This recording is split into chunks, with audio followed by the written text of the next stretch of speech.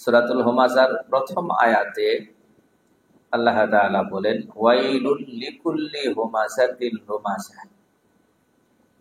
ধ্বংস, দুর্ভোগ প্রত্যেক ওই ব্যক্তির জন্য যে মানুষের পেছনে সমালোচনা করে, বদনাম করে, লুমাযা, এবং সামনেও নিন্দা করে, সামনে মানুষের সামনে প্রকাশ্যে নিন্দা করে, বদনাম করে। আল্লাযী জামাআ মালান ওয়া আদ্দাদা, যে ব্যক্তি মাল সঞ্চয় করে আর সেই মালের প্রচন্ড লোভে, মালের প্রতি প্রচন্ড আগ্রহের এবং আসক্তির কারণে বারবার গণনা করে। ইয়াহসাবু আন্না মালাহু আখলাদা, আর সে ধারণা করে, বিশ্বাস করে এই মাল তাকে চিরদিন বাঁচিয়ে রাখবে। এটা তার ধারণা, এটা তার বিশ্বাস। এই তিনটা আয়াতের মধ্যে তিনটা দোষের কথা বলা হয়েছে, চারিত্রিক দোষ। মানুষের মধ্যে এই দোষগুলো থাকতে পারে। এক নাম্বার দোষ যাদের ভেতরে আছে তাদেরকে বলা হয় হুমাযা, আর দুই নাম্বার দোষটা যাদের মধ্যে আছে তাদেরকে বলা হয় লুমাযা। হুমাযা হচ্ছে মানুষের পেছনে দোষ বর্ণনা করা, যে মানুষটার এখানে নাই তার দোষের চর্চা করা, যেটাকে কোরআনের ভাষা এবং হাদিসের ভাষায় বলা হয় গীবত। কি বলা হয়? গীবত, যে বিষয়ে আগেও আলোচনা হয়েছে কোরআনে কারিমে। আর লুমাযা বলা হয়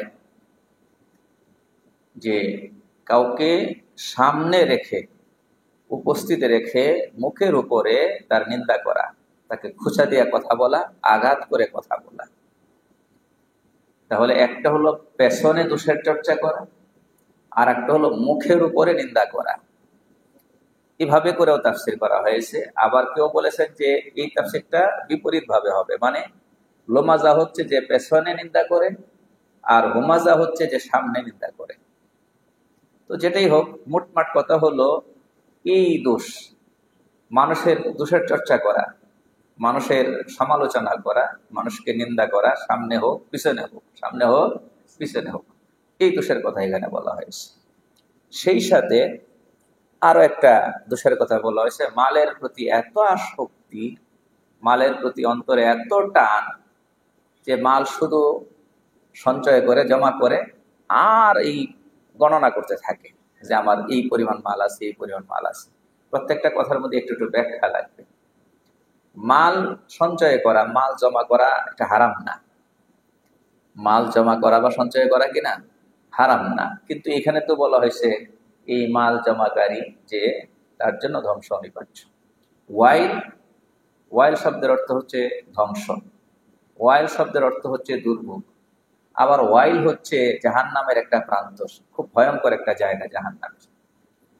এই তিন দোষ যার মধ্যে থাকবে, মানুষের পেছনে সমালোচনা করা, সামনে নিন্দা করা, আর মালের প্রতি প্রচন্ড আগ্রহের কারণে শুধু মাল গণনা করতে থাকা, এই দোষগুলো যার মধ্যে থাকবে তার জন্য ধ্বংস অনিবার্য, তার জন্য আছে দুর্ভোগ, আর তার জন্য আছে জাহান্নাম। প্রথম দোষটা কি?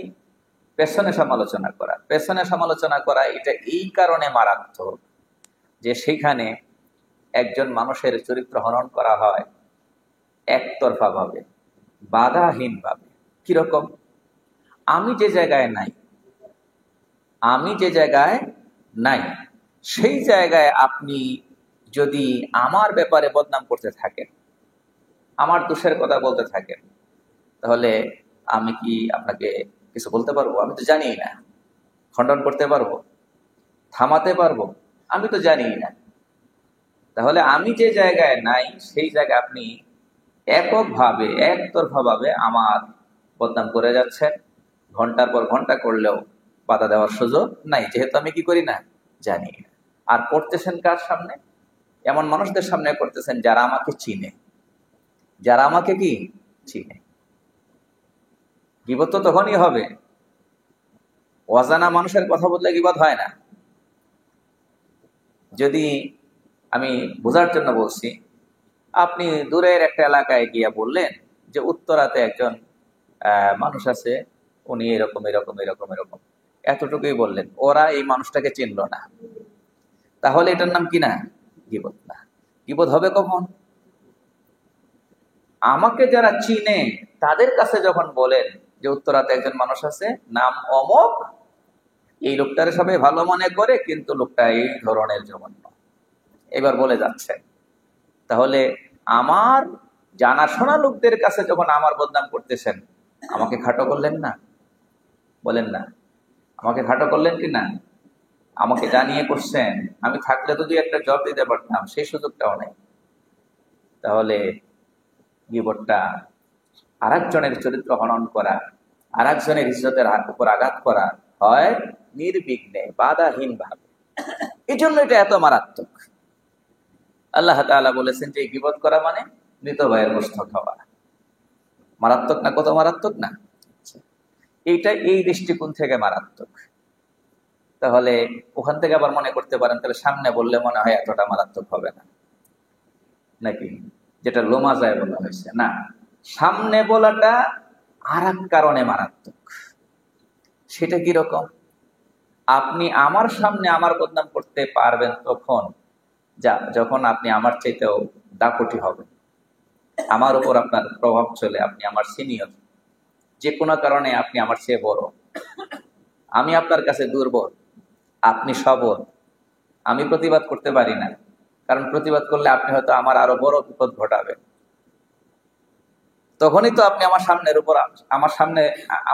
আমার বদনাম করবেন, আমাকে নিন্দা করবেন, আমাকে খাটো করবেন, আমাকে হেয় করবেন, আমাকে তুচ্ছ করবেন। তাহলে এখানে আপনি পাওয়ার খাটাচ্ছেন, দাপট খাটাচ্ছেন, খাটিয়ে আমাকে খাটো করতেছেন। আবার সেটাও করতেছেন কি, হয়তো মানুষের সামনে করতেছেন, আমি নিরুপায়, আমি দুর্বল, আপনি সবল। তাহলে আমাকে আপনি দুর্বল ভেবে অথবা দুর্বল বানিয়ে যা খুশি তা বলে আমাকে খাটো করবেন। আমার ইজ্জতের উপর এখানে আঘাত হয়েছে, কিন্তু আর এক কায়দায় হয়েছে। পিছনে করলে এক কায়দায় হয়, এখানে করলে আর এক কায়দায় হয়। বুঝতে পেরেছেন নাকি? পিছনে যে কেউ করতে পারে, সবলেও করতে পারে, দুর্বলও করতে পারে। পিছনে তো পিছনে, আর সামনে করে যখন কে করে? সবলে করে। কার করে? দুর্বলে।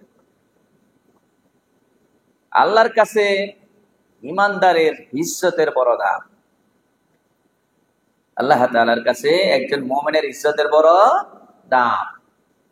এই আপনি আমি অধিকার রাখি না যে আর একজনের ইজ্জতকে খাটো করব, তার সম্মানকে নষ্ট করব, সম্মানে আঘাত করব, এই অধিকার আল্লাহ পাক আমাকে দেননি।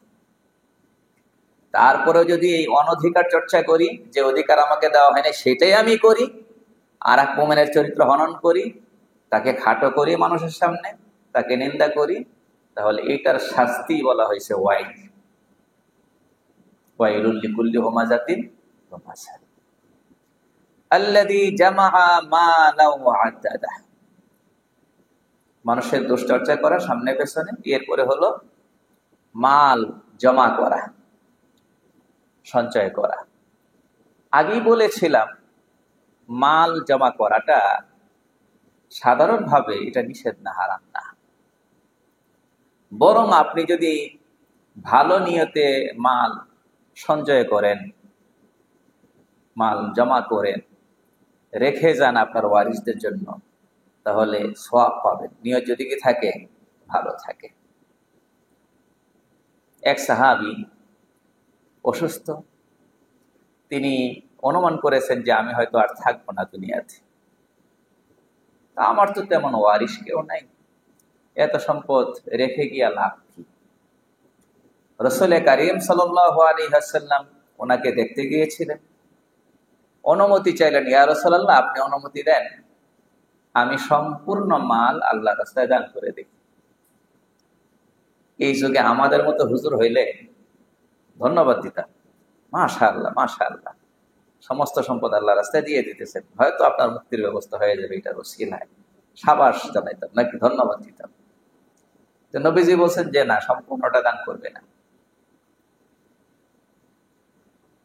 বললেন, ইয়া রাসূলুল্লাহ অনুমতি দেন, তাহলে অর্ধেক দিয়ে দেই। 50% থাকুক আর 50% দিয়ে দিয়ে আল্লাহর রাস্তায়। নবীজি বললেন তাও না, এটার অনুমতি দিলেন না। তাহলে ইয়া রাসূলুল্লাহ আসলুস 3/1 1/3। রাসূল কারীম সাল্লাল্লাহু আলাইহি ওয়াসাল্লাম বলেন হ্যাঁ 3/1 দেওয়া যেতে পারে। ওয়াসুলুস কাসির, 3/1 এটা অনেক, দিতে পারো।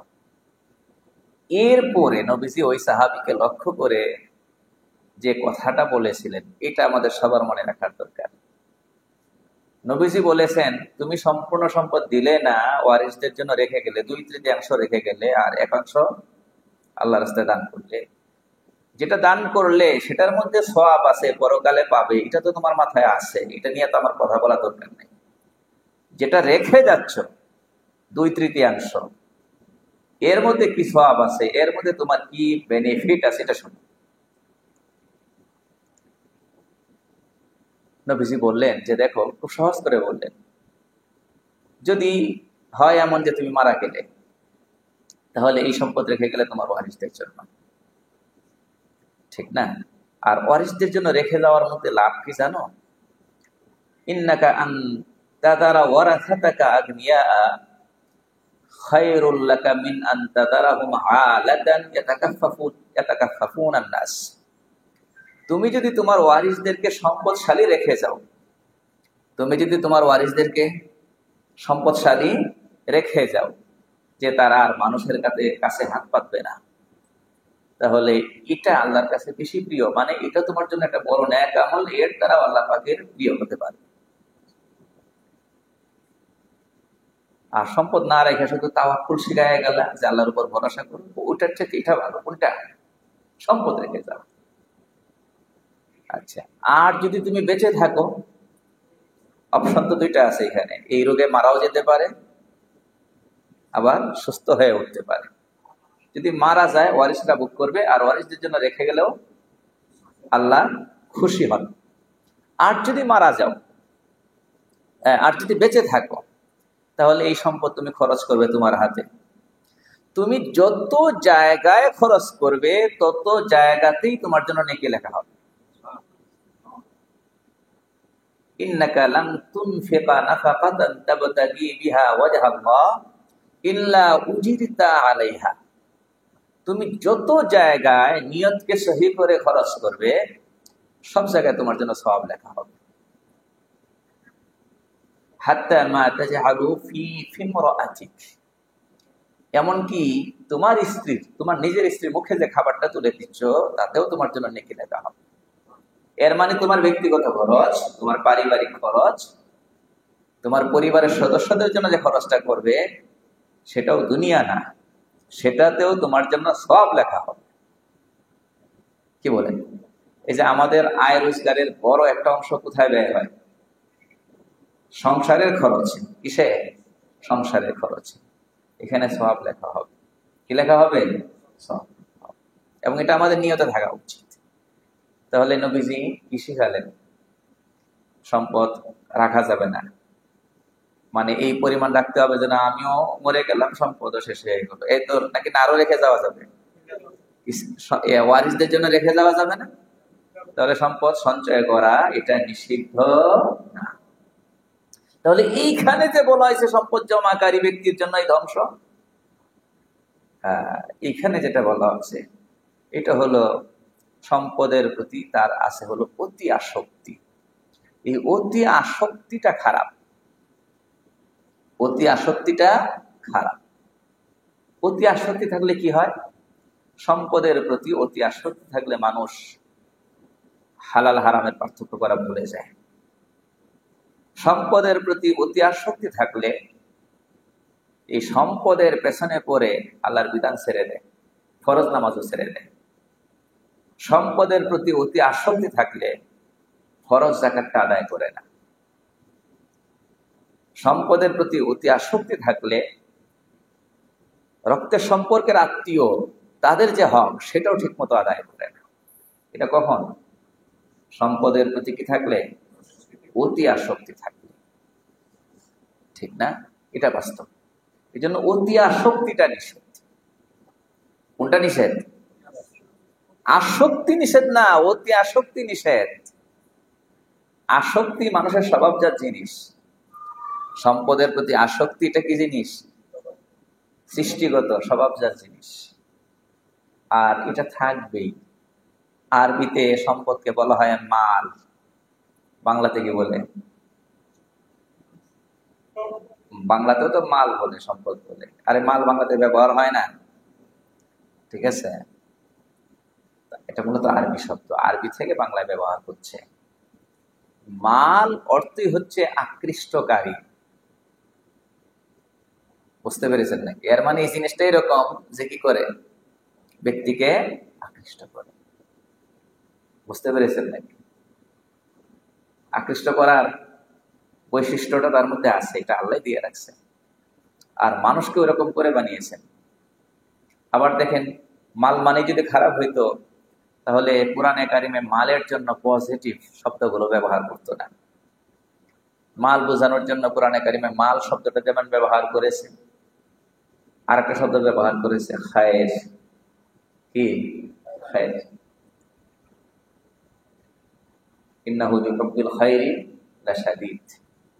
খায়ের মানে হচ্ছে সম্পদ, অথচ খায়ের শব্দের মূল অর্থ হচ্ছে উৎকৃষ্ট। তাহলে এই মালকে, সম্পদকে কোরআন কি বলছে? উৎকৃষ্ট জিনিস বলছে। আবার এই মালকে বলা হয়েছে আল্লাহ তাআলার অনুগ্রহ। সূরাতুল জুমআয় বলছে যে নামাজ যখন শেষ হয়ে যায়, ফাইদা কুদিয়াতিস সালাহ ফান্তাশিরু ফিল আরদ, পৃথিবীতে ছড়িয়ে পড়ো, ওয়াবতাগু মিন ফাদলিল্লাহ, সম্পদ কামাই করো। সেটা না বলে বলছে ওয়াবতাগু মিন ফাদলিল্লাহ, আল্লাহর অনুগ্রহ সন্ধান করো, অনুসন্ধান করো। এখানে আল্লাহর অনুগ্রহ বলতে কি বুঝিয়েছে? মাল। আমরা মসজিদে ঢোকার সময় একটা দোয়া পড়ি, আবার মসজিদ থেকে বের হওয়ার সময় আর একটা দোয়া পড়ি। মসজিদে ঢোকার সময় পড়ি আল্লাহুম্মা, আল্লাহুম্মা ইফতাহলি আবওয়াবা রহমাতিক, আল্লাহ আমার জন্য আপনার রহমতের দরজাগুলো খুলে দেন। তাহলে মসজিদে ঢোকার সময় চাচ্ছি রহমত, আর বের হওয়ার সময় কি বলি? আল্লাহুম্মা ইন্নী আসআলুকা মিন ফাদলিক। বের হচ্ছি তো সম্পদ কামাই করার জন্য, কর্মস্থলে যাব, তো আল্লাহ আমাকে আপনার ফজল দান করেন, অনুগ্রহ দান করেন। এখানে অনুগ্রহ মানে সম্পদ, মাল। বাইরে যাচ্ছি কামাই করার জন্য, আপনিই দিবেন, আপনি না দিলে কামাই করে পাবো না কিছু। তাহলে মাল মানে খারাপ কিছু না, ভালো। তো ভালো জিনিস তো জমা করাই যায়, জমা করা নিষেধ না। হ্যাঁ, অতি আসক্তি যদি সৃষ্টি হয় তাহলে খারাপ। আর একটা বিষয় আছে, আল্লাযী জামা, এর মানে তার মধ্যে আসে শুধু ওই সঞ্চয় করার বৈশিষ্ট্য, কিন্তু এর সাথে যে আরো একটা বৈশিষ্ট্য থাকতে হয় সেটা নাই। খরচ করতে হয়। কি করতে হয়? বলেন, কি করতে হয়? খরচ করতে হয়। কোরআন শুরুই হয়েছে এই জমা করার কথা দিয়া না, খরচ করার কথা দিয়া। সূরাতুল বাকারা পড়েন, একেবারে শুরুতে কি আছে? ওয়া মিম্মা রাযাকনাহুম ইউনফিকুন, এবং আমি যে রিস্ক তাদেরকে দিয়েছি তা থেকে তারা খরচ করে। কোরআন শুরুই হয়েছে এটা দিয়ে। তাহলে জমা করা শেখানো লাগে না, জমা সবাই করবে, কিন্তু যেটা শিখতে হয়, যেটা করতে হয়, সেটা হলো খরচ। আল্লাহ পাক যেখানে খরচ করলে খুশি হন, সওয়াব দেন, সেখানে খরচ করতে হয়। মানুষ দুনিয়ার সফর শেষ করে যখন পরকালের উদ্দেশ্যে যাত্রা করে, অন্তিম সময়টা যখন আসে, মৃত্যুর পূর্ব মুহূর্তটা যখন আসে, তখন কিন্তু আফসোস করে। আপনারা জানেন, একজন মানুষ যার ওই পরকালের সামান তৈরি হয় নাই, তৈরি করতে পারে নাই, মৃত্যুর পূর্ব মুহূর্তে কি আফসোস করে? আফসোস করে কি বলে জানেন? আফসোস করে কি বলে সেটা কোরআন বলে দিয়েছে। আমরা তো জানবো না, কারণ ওই সময় তো যা বলে এটা তো আমরা শুনি না। কোরআন বলে দিয়েছে। আফসোস করে প্রথম একটা কথা বলে যে আল্লাহ আমারে যদি একটু সময় দিতেন, মানে মৃত্যুটা যদি একটু বিলম্বিত করা হয়তো, তাহলে একটু নেক আমল করে আসতাম। জেনারেলি নেকামল, নেকামলের মধ্যে কত কিছুই আছে। আর স্পেশালি আর একটা কথা বলে, একটু টাকা পয়সা দান করে আসতাম, খরচ করে আসতাম। এটা বলবে না যে আল্লাহ নেকামল করে আসতাম এবং নামাজ পড়ে আসতাম, রোজা রেখে আসতাম, যাকাত, এগুলোর কথা বলবে না। কিসের কথা বলবে বলেন না? স্পেশালি কোনটার কথা বলবে? মাল খরচ করে আসতাম।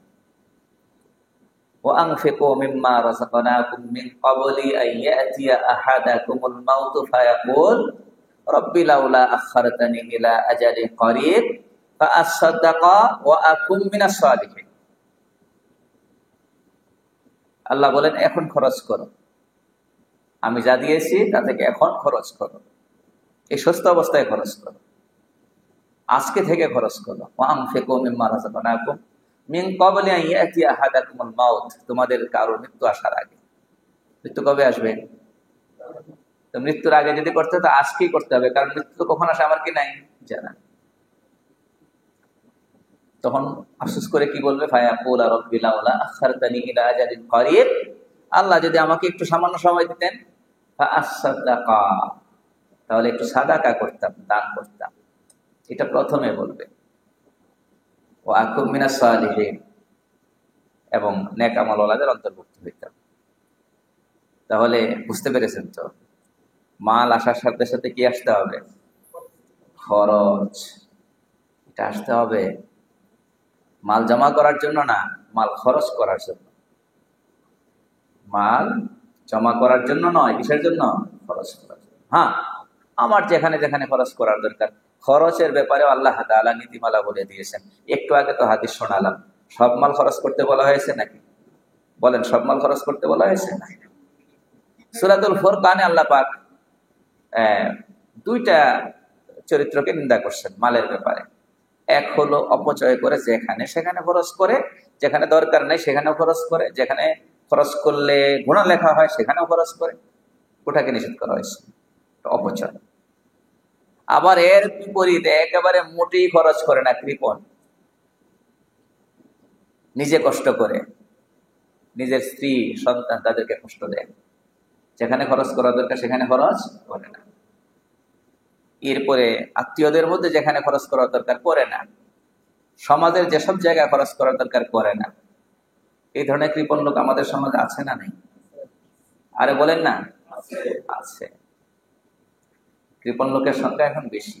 আসল কৃপণ কে জানেন? আসল কৃপণ হচ্ছে যারা ফরজ যাকাতটা আদায় করে না। কোরআন তাদেরকে বখিল বলছে, কৃপণ বলছে।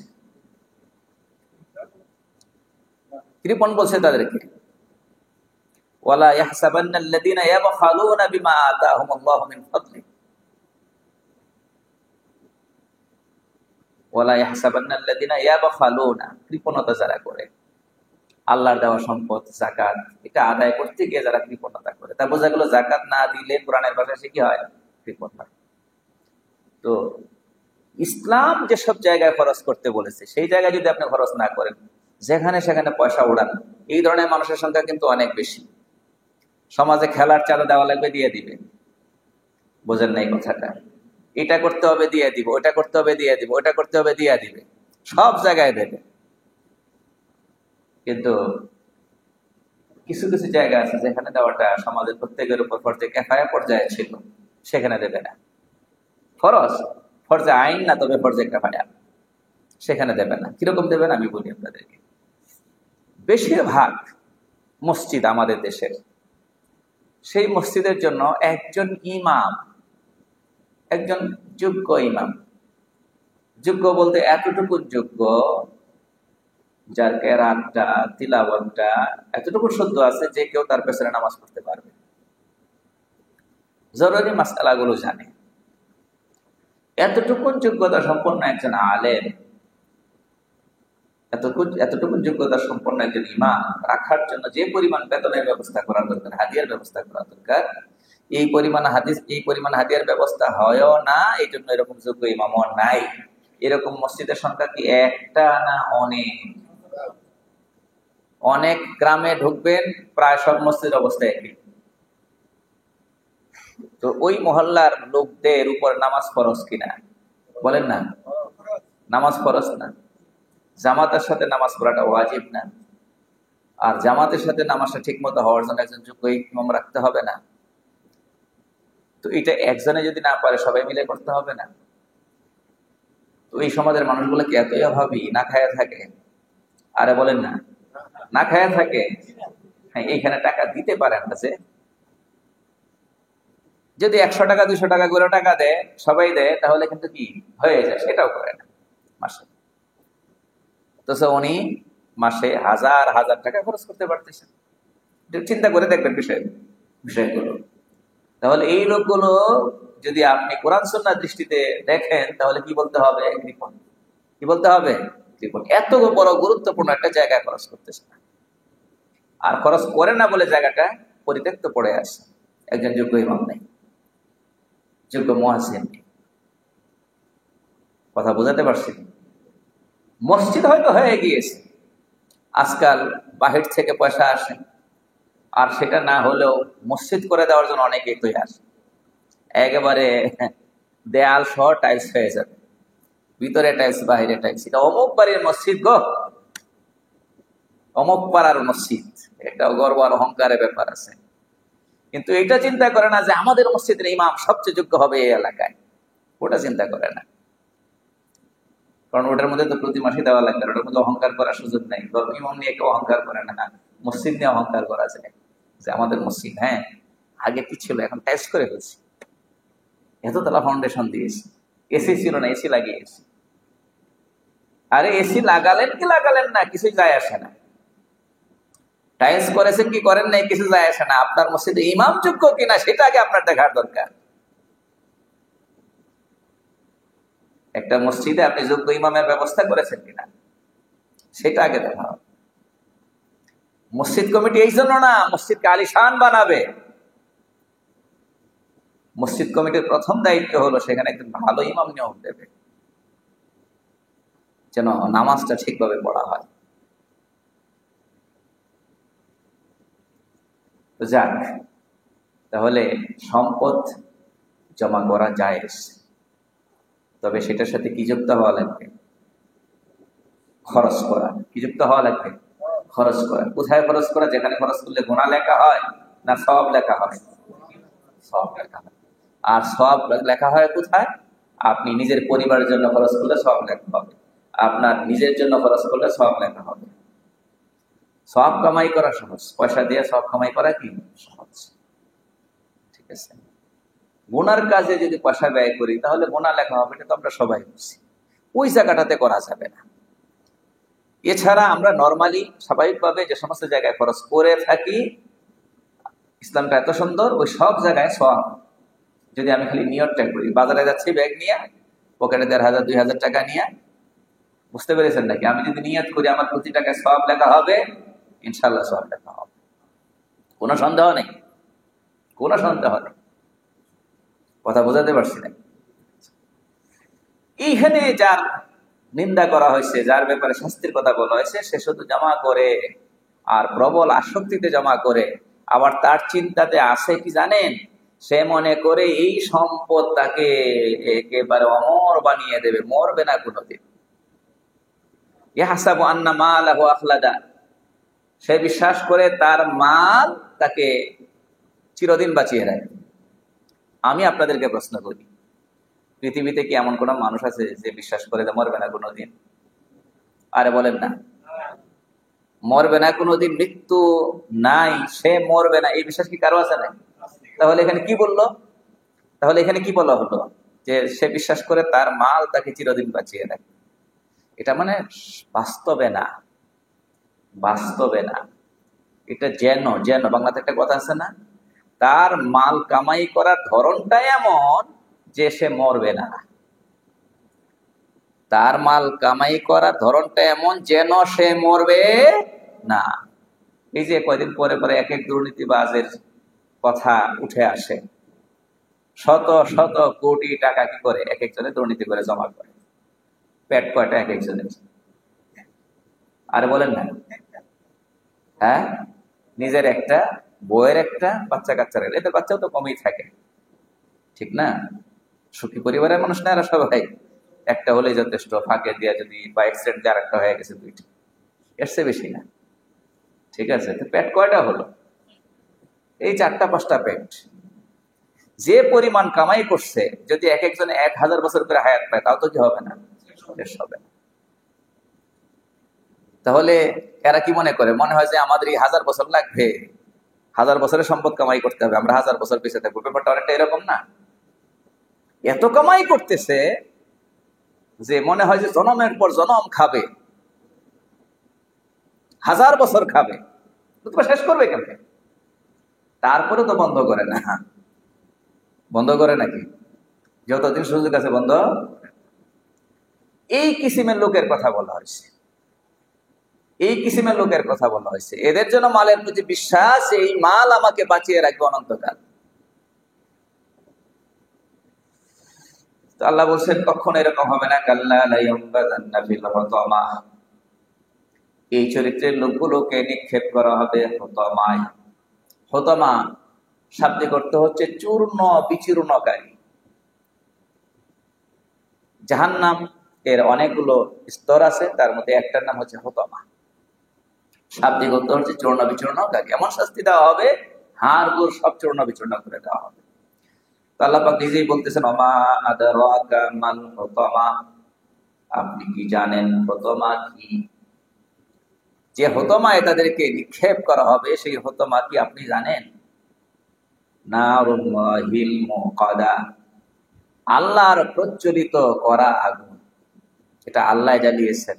আল্লাহ জ্বালিয়েছেন মানে কি আল্লাহ নিজ হাতে জ্বালিয়েছেন নাকি? না।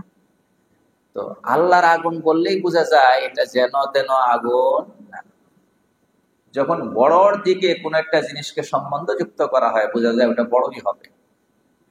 যদি বলা হয় মেম্বারের বাড়ি, হ্যাঁ, এটা একটু সাধারণ মানুষের বাড়ির চেয়ে একটু বলেন শানদার হবে। চেয়ারম্যানের বাড়ি বোঝা গেল আর একটু বড় হবে। এমপি সাহেবের বাড়ি আর বলেন না, তাহলে আর একটু শানদার হবে। তো যত বড়র দিকে কোনো একটা জিনিসকে সম্বন্ধ যুক্ত করা হয়, সেটা তত বড় হয়। তো আল্লাহ যেন বলছেন এটাকে সাধারণ আগুন মনে করো না, যে আগুনে নিক্ষেপ করা হবে এটা সাধারণ আগুন না। আমি আল্লাহ মহাশক্তিশালী, আমি জ্বালিয়েছি এই আগুন, এই আগুনের ব্যবস্থা আমি করেছি। আল্লাতী তাত্তালিউ আলাল আফইদা, যা অন্তর পর্যন্ত, হৃদয় পর্যন্ত পৌঁছাবে, হৃদয় পর্যন্ত পৌঁছাবে। এর মানে দুনিয়ার আগুন মানুষের যদি গায়ে লেগে যায়, চামড়া পুড়ে, সর্বোচ্চ গোস্ত স্পর্শ করে, এর ভেতরে শেষ। বুঝতে পেরেছেন? এর পরে মারা যায়। যদি হাড্ডিও পুড়ে, সবকিছু পুড়ে কয়লা হয়ে যায়, তাহলে এটা কি জীবিত অবস্থায় হাড্ডি পড়ছে? আরে বলেন না, ভিতরের অঙ্গগুলো কি জীবিত অবস্থায় পড়ছে না মৃত অবস্থায়? মৃত অবস্থায়। তো আল্লাহ বলেন জাহান্নামের আগুনটা এমন হবে যে তার চামড়া, হাড্ডি সবকিছু পোড়াবে, অন্তর পর্যন্ত পোড়াবে, অথচ সে জীবিত। অথচ সে কি? তার হার্টকে, তার হৃদয়কে যখন পোড়াইতে থাকবে, সে জীবিত, সে ঠের পাবে, সে ঠের পাবে। এখন এই যে অন্তর পোড়ানোর কথা বিশেষভাবে বলা হয়েছে কেন, এটার ব্যাখ্যাও এসেছে তাফসীরের কিতাবগুলোতে। তাফসীরে রূহুল মাআনি সহ অনেক কিতাবের মধ্যে বলা হয়েছে যে ঝামেলার জায়গা তো এই অন্তর। তার মধ্যে আল্লাহ সম্পর্কে যে অবিশ্বাস ছিল, মৃত্যুর পরের জীবন সম্পর্কে যে অবিশ্বাস ছিল, কিয়ামতের এই হিসাব কিতাব সম্পর্কে যে অবিশ্বাস ছিল, এই অবিশ্বাস তো ছিল তার অন্তরের মধ্যে। অবিশ্বাস ছিল কোথায়? এবং তার চিন্তার মধ্যে যে বেজাল ছিল, সেটাও তো অন্তরের মধ্যেই। নিয়ত যে খারাপ ছিল, সেটা তো অন্তরের মধ্যেই। যত সব ভুলগুলো করেছে, সবগুলো সিদ্ধান্ত তো অন্তর থেকে এসেছে। তাহলে নষ্টের গোড়া তো অন্তর, এই জন্য অন্তরকে জ্বালানো হবে। ইন্নাহা আলাইহিম মুসাদান ফি আমাদিন মুমাদ্দাদা, এই আগুন তাদের উপর আবদ্ধ করে দেওয়া হবে। এর মানে আগুনকে আটকিয়ে দেওয়া হবে, এদেরকে আগুনে ফেলে আগুন আটকে দেওয়া হবে এদের উপরে। মানে আগুনের গন্ডি বের হয়ে যেতে পারবে না, আগুনের সীমানা বা আগুনের গন্ডি বের হয়ে যেতে পারবে না। অন্য আয়াতে আছে যখনই বের হতে চায় উঈদু ফিহা, আবার ফিরিয়ে দেওয়া হবে। এরপরে বলেছে ফি আমাদিন মুমাদ্দাদা, আমাদ স্তম্ভ, মোমাদ্দাদা দীর্ঘ, লম্বা লম্বা লম্বা খুঁটিতে, লম্বা লম্বা স্তম্ভে তাদেরকে আটকে দেওয়া হবে। এটার অর্থ কি? এটার অর্থ হচ্ছে জাহান্নামের আগুনের শিখা অনেক উপর পর্যন্ত উঠবে, মনে হবে যে একটা পিলার, বিশাল বিশাল পিলার, আর এগুলোর মধ্যেই তাকে শাস্তি দেওয়া হচ্ছে। এটার ভিতরে সেমন ভাবে আটকে আছে যেখান থেকে বেড়ে আসতে পারতেছে। তো এইরকম আগুনে তাকে শাস্তি দেওয়া হবে। এই ছিল 9টা আয়াত, এগুলো তরজামা এবং মর্মার্থ। তো এখানে বিশেষভাবে যে দোষের কথা বলা হয়েছে, যে দোষের কারণে এত শাস্তি, সেটা হচ্ছে যে মানুষের চরিত্রে আঘাত করা, ইজ্জতে, মানুষের ইজ্জতে কি করা? আঘাত করা, যেটাকে আমরা গীবত করি পিছনে আর আলে। আর হচ্ছে সামনেও কাউকে নিন্দা করা, খাটো করা, তুচা দিয়ে দিয়ে কথা বলা, সেটাই মুখ দিয়েও হতে পারে, তাফসীরে কিতাবে এসেছে মুখ দিয়ে হোক, অথবা অন্যান্য অঙ্গ প্রত্যঙ্গের মাধ্যমে হোক, অঙ্গভঙ্গির মাধ্যমে হোক। অনেক সময় অনেকেই করা হয়, টিটকারি করা হয় না, কথা বলেন না, চুপ টিপে করা হয়, হাত দিয়ে ইশারা করে করা হয়, নানান ভাবে করা হয়, সবগুলো এর ভিতরে শামিল।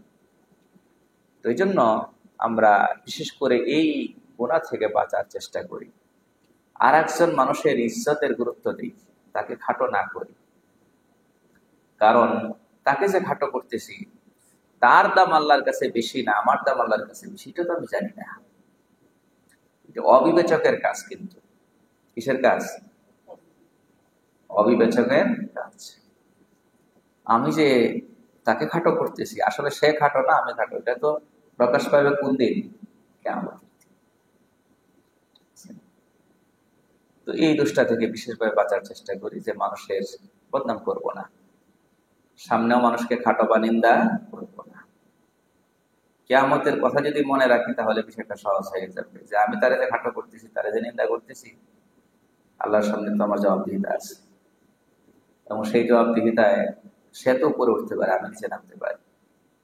আর দ্বিতীয়ত, গীবত করলে বড় সমস্যা যেটা হয় জানেন, সেটা হলো নেকিগুলো, আমার কষ্টের নেকিগুলো সে নিয়ে যাবে, ফাও নিয়ে যাবে। আমি পাইলাম কি? শুধু বদনাম করলাম কতক্ষণ, বদনাম করে একটু সস্তা মজা নিয়েছিলাম। হ্যাঁ, এটা হলো কি জানি কয়টা বাজে রুচির কাজ, যে আর একজনের বদনাম করে মজা নেওয়া, আর একজনের সমালোচনা করে মজা নেওয়া। তো আমি বাজে রুচির কাজটা করেছি, আর আমার নেকিগুলো সে নিয়ে গেছে। তো এক বড় ক্ষতি।